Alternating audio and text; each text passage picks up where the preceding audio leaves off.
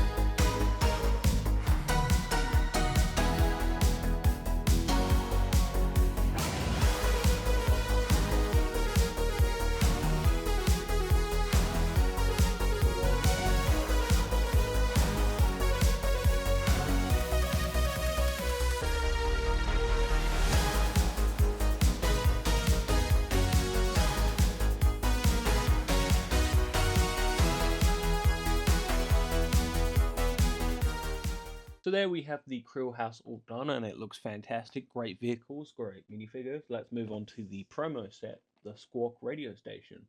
Let's get building.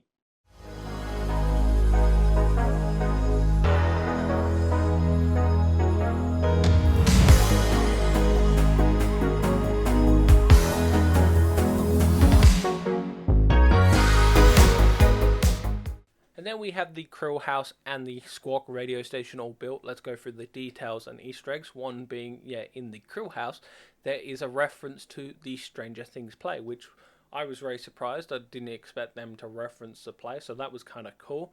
Then after that, we'll move on to the minifigures.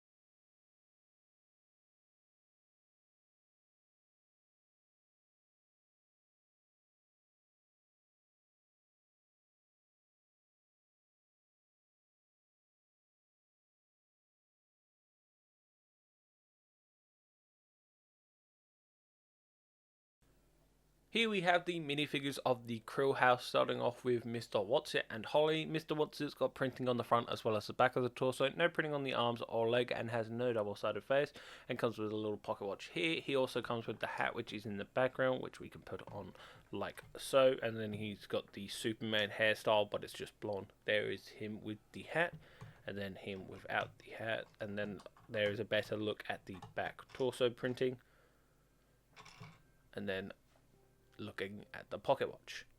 There we have Mr. Whatsit. Let's move on to Holly. So here we have Holly. She's got printing on the front of the torso as well as the back of the torso. No printing on the arms or leg, and has a double-sided face. So here is her first look, which is kind of happy, and then her second look, which is terrified. And then here is a better look at the back torso printing, and then the front torso printing. And then she also comes with this little one, which is here. And there we have Holly and Mr. Whatsit. Let's move on to Vecna and Will. Here we have Will. He's got printing on the front as well as the back of the torso, no printing on the arms or leg, and has a double-sided face. His second look is very similar to the one that you used for Frodo, but it's just ever so slightly different. So here is his first look, which is happy, and then the second look, which is him using Vecna's powers, and then a better look at the back torso printing, and then he also comes with an accessory, which is this torch here. And then let's move on to the next minifigure, which is Vecna. Here we have Vecna. He's got printing on the front as well as the back of the torso, printing on the arms and legs, and printing on the back of the head, and then also comes with this little hand piece, which is kind of funky. So here is the front look, and then here is a look at the arms, and then the back of Vecna. And there we have Vecna. Let's move on to Mike and 11. Here we have Jane Hopper, or 11. She's got printing on the front as well as the back of the torso, no printing on the arms, and has dual modeled legs as well as a double-sided face, and then comes with this accessory.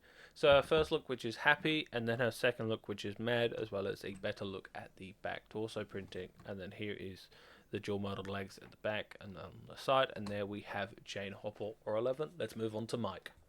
So here we have Mike. He's got printing on the front as well as the back of the torso, no printing on the arms or leg, and has a double-sided face, very similar to 11. He's got a happy face, and then he's got an angry face, and then also a better look at the back torso printing. Now he also comes with two accessories, one being these binoculars, and then the second being this torch. There we have Mike 11. Let's move on to Max and Lucas. Here we have Max. She's got printing on the front as well as the back of the torso, no printing on the arms or legs, and has a double-sided face, and then comes with this accessory, which is this radio. So here is her first look, which is happy, and then her second look, which is mad, as well as a better look at the back torso printing.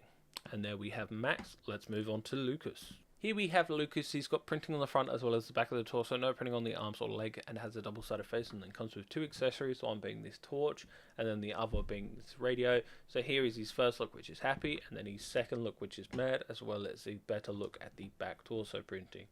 Now him and Dustin probably have my favorite torsos, because Lucas has the Squawk and then Dustin has the Hellfire Club shirt, which I just think is really cool that they did that in Lego.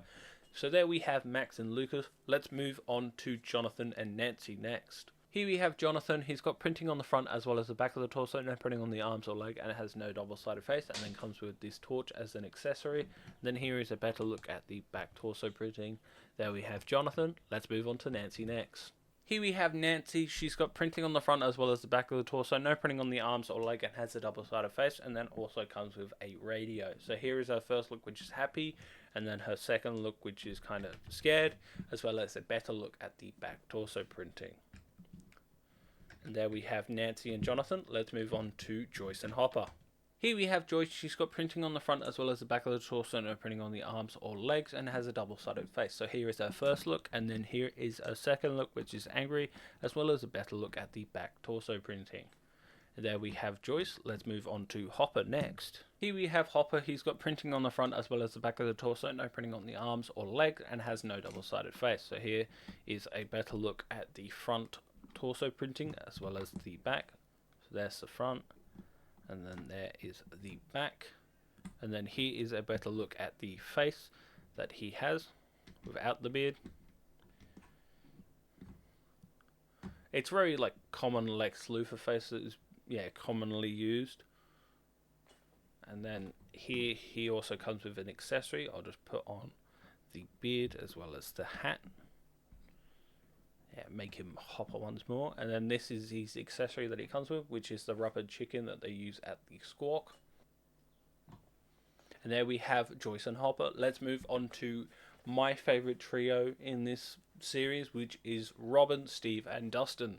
So starting off with Robin, she's got printing on the front as well as the back of the torso, no printing on the arms or leg, and has a double-sided face, as well as these headphones and this brick as an accessory, which she uses to break into the Creel house.